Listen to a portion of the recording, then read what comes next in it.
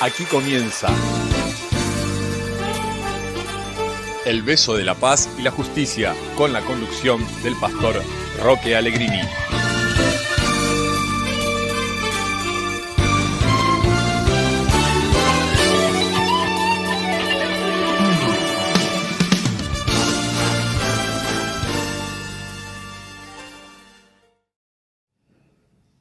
Muy buenas noches.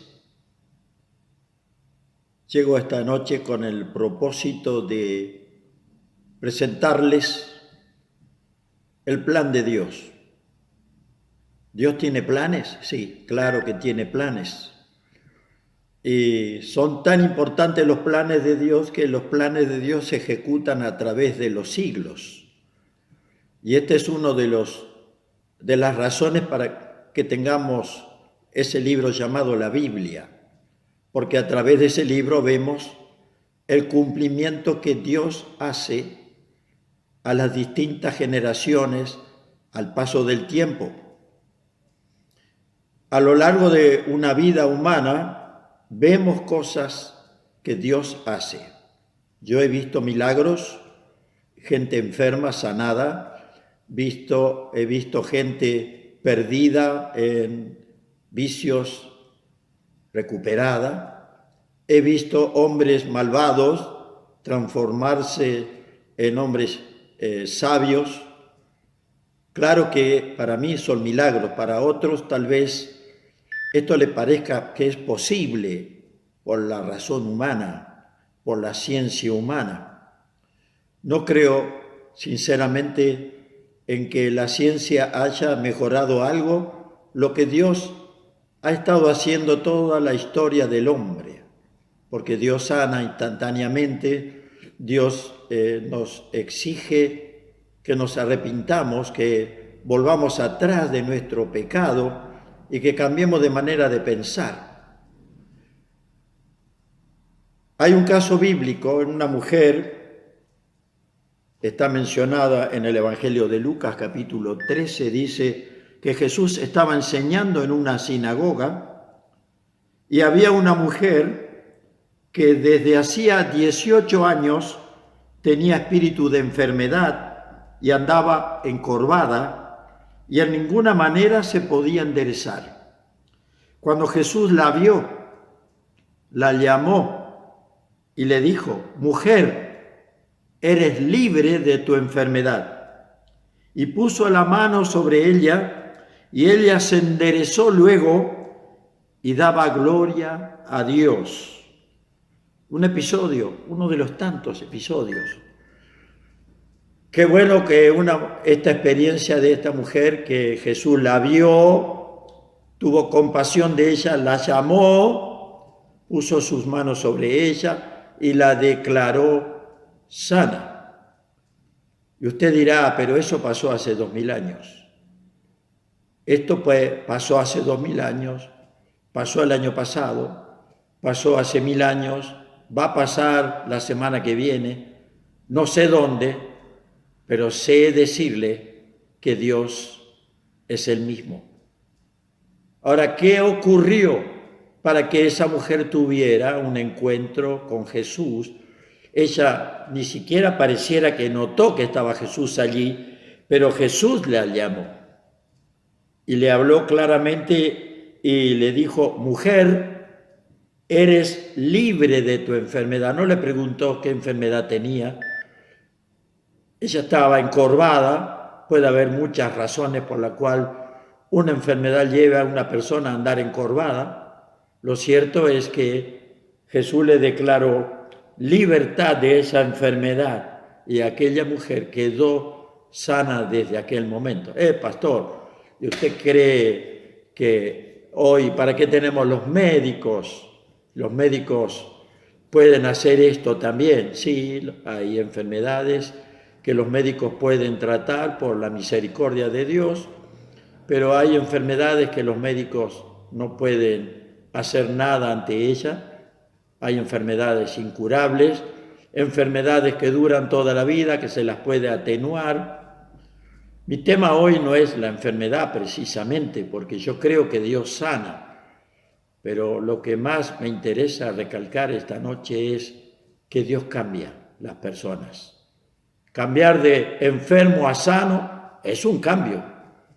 Una persona que estaba enferma, atada a una enfermedad como esta mujer, caminando encorvada, y de golpe estar derecha, es como empezar a vivir de nuevo.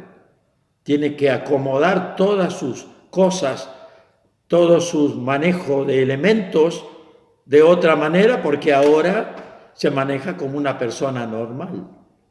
Aquella mujer tuvo que adaptarse, pero fue una bendición adaptarse a vivir como todo el resto de seres humanos. Yo pienso en los 10 mandamientos. Hay gente que cree que cumpliendo los 10 mandamientos uno llega al cielo. Y yo diría que lo que dijo Jesús y lo que dice toda la Biblia, es imposible cumplir todos los mandamientos de Dios. Alguna vez fallamos. Y Jesús los hizo mucho más profundo de lo que estaban expresados en las Escrituras. Por ejemplo, Jesús dice, los 10 mandamientos, uno dice, no matarás. Jesús dijo, el que odia en su corazón a una persona, ya la mató. Es lo mismo, es haber matado. Al querer sacarlo de la mente, decir, no quiero ni recordar a tal persona, eso equivale a haberlo matado. No físicamente, pero lo mató en la mente porque dijo, no quiero saber nada con esa persona. Jesús profundizó los mandamientos que Jesús expresó. Les dio un sentido espiritual mucho más profundo. Aquel que mira a una mujer y la está codiciando en su corazón, ya adulteró con ella. Ella no sabe, no se enteró, no participa de ese pecado, pero el hombre que codició a una mujer así en ese estado, ya pecó, ya adulteró. Y Jesús dijo, por eso habrá que dar cuenta también. Es interesante que los mandamientos son todos negativos, ¿no? No pecarás, no mentirás, no dirás falso testimonio, es otra manera de decir lo mismo, no robarás. Y esto indica que justamente estamos siempre pensando en lo que no tenemos que hacer. El Evangelio vino a traer otra postura. Es el mismo Dios que envió a Jesús y Jesús vino a resolver el problema del pecado. No pensés más en lo que no tenés que hacer, te dice Jesús. Pensá ahora que yo te perdono, que yo te recibo y sé cuántas veces fallaste. Y si me confesás tus pecados, yo te perdono y te doy nueva vida, sepulto, entierro esa vida que tuviste antes sin mí. Ahora te doy una nueva manera de vivir, pero dependiendo de mí. Te enseño a hacer lo bueno. Esto es lo que tenemos que descubrir. Lo negativo, no hacer esto que está mal, no hacer aquello que está mal, no hacer, tiene su lado importante, pero si solamente pensamos así, como dijo un hombre, yo no le hago mal a nadie, pero ¿le haces bien? Porque no hacer el bien también es un pecado. El que sabe hacer lo bueno y no lo hace, le es pecado delante de Dios. Es lo que se llama el pecado por ignorancia o el pecado por ausencia, el pecado por no saber qué hacer y como no le hago mal a nadie ya me siento bien, pero si pasa alguien delante tuyo, vos lo podés ayudar y decir, no me quiero meter, no quiero lío. Es un pecado no ayudar. Es un pecado no ayudar cuando uno puede hacerlo. Aquella mujer fue sana. Jesús podía ayudarla, ahí nos da el ejemplo. ¿Y qué hizo él? Acudió a ella, la llamó a ella, puso su mano, oró por ella. Directamente, casi ni oró prácticamente, directamente dio la orden y ella se enderezó, recibió la fuerza interior, venció esa negación a estar derecha que su cuerpo le impedía por sus dolores, posiblemente por sus huesos, pero el Señor trabajó, enderezó todo dentro de ella y quedó en la postura normal de una persona. ¿Cuál es la postura normal de un ser éticamente hablando?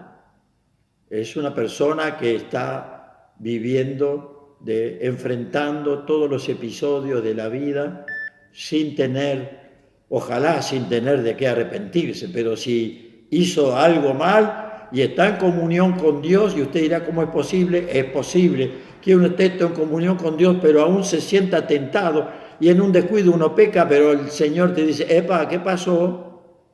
En el momento Él te dice, no, eso que hiciste está mal, dale, arrepentite y no lo hagas más. En esto consiste la vida de todo cristiano. No en esperar un día para ir y exponer lo mal que hiciste, sino para que en el momento que hiciste mal escuches la reprensión de Dios, te arrepientas y cambies, pidas perdón y sigas. No permitas que el pecado permanezca en ti una semana, un año, porque crees que te lo vas a desprender cuando se lo digas a alguien. Ese pecado adentro tuyo, no perdonado, no arrepentido, mejor dicho, te hace mal y te ayuda, no te ayuda en el buen sentido. Colabora para que vuelvas a hacer otra vez lo malo. Amigos, estamos en un momento especial en Argentina, ¿no? Y este tema de las elecciones. Yo, hablando de los 10 mandamientos, la única sugerencia que le puedo dar es decir, no votes al que sabes que mintió, no votes al que sabes que robó, no votes al que sabes que traicionó, no votes al que sabe que tiene ambición, no votes al que no cuida a su padre y a su madre, porque también es un mandamiento. Bueno, ahí ya tenemos algo. Encontraremos alguno que zafe de todo eso. Ahí está el problema para nosotros, pero hay que votar, porque la República Argentina eligió en 1853 el sistema democrático y lo hemos mantenido relativamente bien hasta hoy, en estos últimos 30 años, diré algunos, 40 años, estamos disfrutando de democracia. Yo diría que estamos sufriendo la democracia, porque es el gobierno de algunos a favor de pocos y en contra de muchos, o no sé cómo usted lo interpreta, pero le doy mi opinión. Así que yo le digo, vote según el consejo de la Biblia y encuentre la mejor persona que pueda encajar en estas condiciones, es decir, pero claro, la lista no es una persona, votamos a un montón de personas. Bien, que Dios nos ayude, que Dios nos ayude. Yo no le voy a decir qué es lo que tiene que elegir, pero en la vida hay muchas elecciones. Lo que más me preocupa es la elección de la persona que va a estar a mi lado durante toda mi vida. Porque yo me casé para vivir con una mujer, con una esposa, toda mi vida, y gracias a Dios ya llegué a los 50 años, por lo cual digo, gracias Señor, no me equivoqué, elegí bien. Mi esposa también creo que dice lo mismo, consúltela por las dudas. Pero esa elección bendice a una sociedad. Yo creo, estoy convencido que hogares estables bendicen una ciudad. Y los hogares inestables necesitan de la ayuda de gente. Y por lo tanto no digo que están maldiciendo, pero están llamando la atención y hay que atenderlos. Y bienvenido sea cuando le encontramos soluciones a los problemas de matrimonios y tratamos de salvar un matrimonio, de que el hombre que está allí no está a gusto en su casa o está mirando con sus ojos a quien no debe mirar y está mirando a su esposa y la ve diciendo está envejeciendo, está pasando algo, como que él no se mira al espejo. Esta es la clave. El amor hace que nos pasemos todas las etapas de la vida felizmente. Nuestros hijos nos ven y tienen un ejemplo. Nuestros nietos ven abuelos felices. Esto es bueno, queridos. Nos han torcido, nos quieren torcer los pensamientos, producto del fracaso de mucha gente. Sin Dios se fracasa en la vida. Estoy convencido de esto. Sin tener a Dios, sin cumplir la palabra, sin escuchar, sin oír la palabra de Dios, se fracasa mucho. El gran porcentaje de gente que fracasa no está prestándole atención a Dios. Ojo, que estoy hablando, no que todo el que va a la iglesia no fracasa. Hay gente que va a las iglesias, concurre y también fracasa. Y seguramente hay algo que esa persona tiene que revisar en su fe. Hay gente que practica rutinas y con esas rutinas, que yo les llamo ritos repetitivos, como la Biblia dice, oraciones, rezos repetitivos, y se cree que con eso está cumpliendo con Dios. No, con Dios no se cumple así. Con Dios solamente se cumple obedeciéndole de corazón. El que no lee la Biblia se pierde algo muy importante. En la Biblia están mencionados los pecados, está mencionado el perdón de Dios, está mencionado la crueldad del hombre. En la Biblia está mencionado la violencia del hombre. En la Biblia está mencionado la paz que Dios otorga al que fue violento y es rescatado. En la Biblia está mencionado el dolor de una mujer enferma como la que acabamos de leer y un encuentro con Dios que le devolvió la vida normal y le quitó el dolor de su cuerpo. Claro que vale la pena encontrarse con Dios. Es nefasto escuchar gente que niega la existencia de Dios porque ellos han decidido que Dios no existe. Es una decisión de muchas personas, porque están esperando que Dios los trate en forma especial. Dios nos trata a todos iguales y de tal manera que pone una condición: el que me busca, me encuentra. Hay que buscar a Dios. Hay que buscar a Dios. El que escuchó hablar de Dios tiene que buscarlo. ¿Por qué será que una persona tiene que llegar a caer en el pozo más miserable de todos para allí clamar y descubrir que Dios existía y que lo ayuda? ¿Cuántas personas he escuchado que han salido del peor estado de su vida, luego de haber cometido hechos horribles, y hoy sirven a Dios? La sociedad, ¿qué hacemos? Condenamos, que el que conoce el pasado de una persona la condena. No cree que pueda ser una persona renovada, buena, y que tenga actitud para hacer lo bueno. Dios hace este cambio. Solamente cuando uno lo ve y lo comprueba en personas, comienza a creer. Para eso hay que estar en la comunión de gente que sigue a Dios, escuchar la palabra de Dios, predicarle a otro, traerlo a ese encuentro con Dios, traerlo a la presencia de gente que vive para Dios y ver la maravilla de una vida transformada. Esto es importante, muy, muy, muy importante. En la Biblia está el caso de ese hombre que era endemoniado. En la antigüedad se le llamaba endemoniado a toda persona que tenía manifestaciones. Yo creo personalmente que efectivamente eran endemoniados la mayoría, porque muchos de ellos contestaban hablando como que no eran ellos. Era alguien que estaba en ellos que contestaba. La psicología tal vez diga tenía doble identidad. Bueno, el hombre le encuentra explicaciones científicas a todo eso.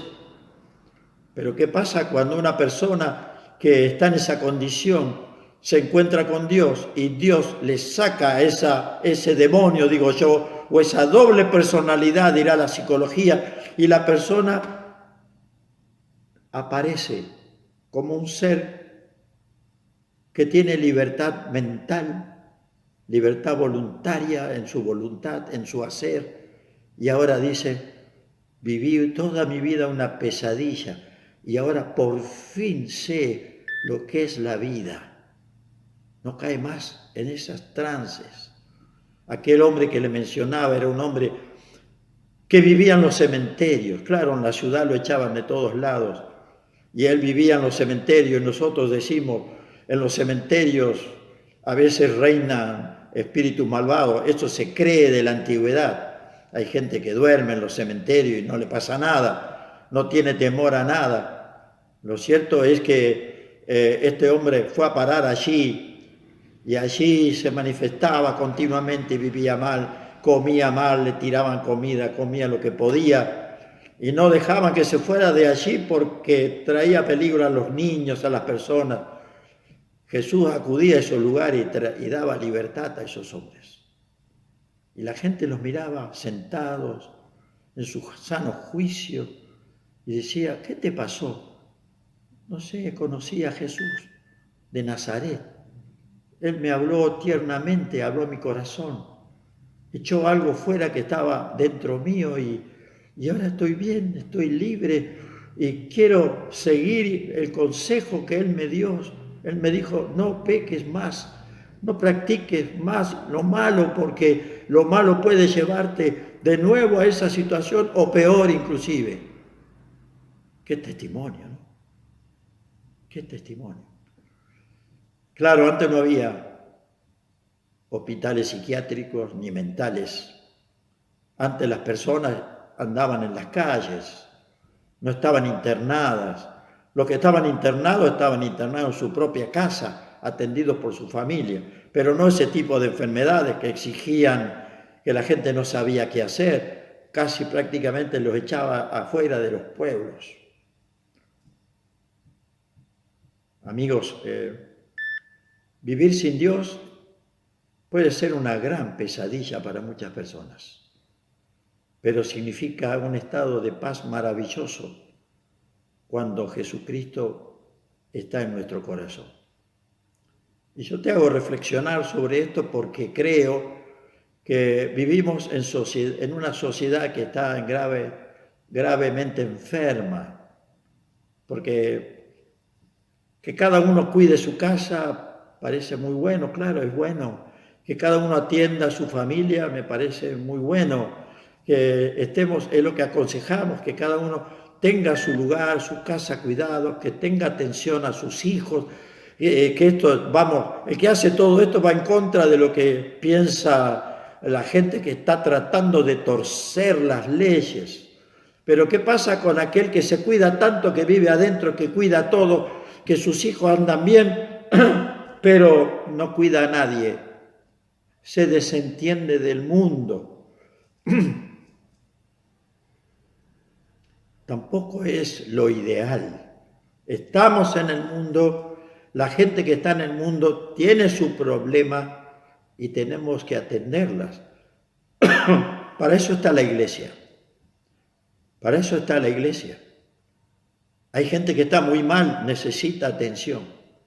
Hay gente que le hablamos del Evangelio y rechaza. No entendemos por qué en el corazón decimos, sí, ya sé, esa persona rechaza porque la ha pasado tan mal y no cree en la iglesia, no cree en los miembros de la iglesia, no ha visto buen testimonio tal vez de pastores o sacerdotes o de creyentes, está desengañado hasta que por allí alguien se ocupa de él y toca la médula de su problema y comienza a ver una lucecita y comienza a creer. La fe comienza a creer como una pequeña semillita. Jesús dijo, como una semillita de mostaza, la más pequeña, pero si crece, puede desarrollarse como un gran árbol. La fe es maravillosa cuando la practicamos. He hablado ya en este programa sobre poner en contra la fe versus la ciencia, la fe en contra de la ciencia. Yo tengo un título universitario de ingeniería. Para mí nunca fue nada contradictorio. No veo en las leyes de la naturaleza que haya hecho falta la casualidad para que todo aparezca. Al contrario, veo una mente inteligente detrás de todo, diseñando todo, maravillosamente hermoso, grande, que es Dios, y que ha mostrado a través de los tiempos señales y nos ha dejado un libro que tiene historia, es decir, miles de años, para que al leerlo nosotros comprobemos a través de lo que la ciencia hoy descubre, la arqueología, por ejemplo, es maravillosa. Si fuera joven yo hoy y hubiera sabido el poder que tiene la arqueología, mire, hubiera sido arqueólogo. Ya no tengo tiempo. La ciencia de la palita le llama. Ir a descubrir que en un lugar aparece algo que llama la atención, alguien va y lo mira y un experto va y dice, uy, esto tiene 1000 años. Acá debe haber algo escondido en la excavación, aquí excavemos y van a aparecer cosas importantes que nos pueden revelar lo que pasó acá hace más de 1000 años. Y se hace y ocurre. Bueno, Israel tiene cientos de lugares arqueológicos hoy y se siguen descubriendo cosas. En Egipto aparecen todavía sarcófagos, tumbas de faraones. La arqueología no para de trabajar y nos dice que toda la historia del pasado, no solamente la Biblia, sino de muchos historiadores que escribieron en el pasado y que dejaron testimonio para nosotros, nos contaron cosas que ocurrieron verdaderamente. Y uno compara y encuentra no solamente similitud, sino coincidencias. Amigo, Jesucristo es el hecho histórico más importante que ha pasado en la tierra. Él fue un hombre verdadero, nació por obra del Espíritu Santo, no fue concebido por un hombre. Él vivió 30 años, hizo maravillas, nunca pecó, murió, resucitó, ascendió a los cielos. Esto es verdad y solamente es comprobable cuando la fe entra a tu corazón y descubres la realidad que Jesús está vivo y ocupándose de ti. Si Jesús vivió hace 2000 años y hoy se ocupa de mí, me atiende, compruebo que es Él, significa que el episodio de que resucitó es verdad, porque Él vive hoy y me atiende a mí hoy. Elige por Jesús. La mejor elección de tu vida es permitir que Jesús sea parte de tus sensaciones, de tu experiencia personal. Y déjalo vivir dentro de tu casa y en tu corazón. Digo, ¿cómo voy a orar hoy? Siempre se me ocurre algo, trato de cambiar.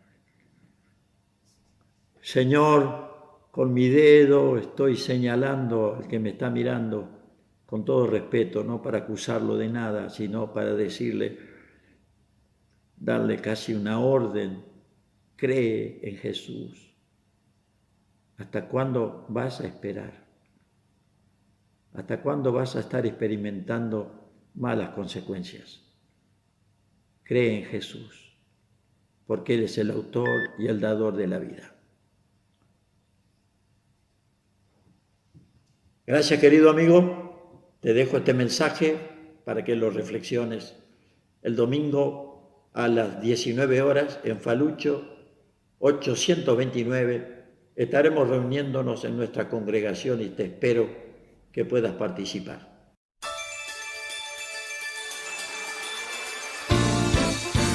Esto fue El Beso de la Paz y la Justicia. Nos encontramos el próximo jueves 21 horas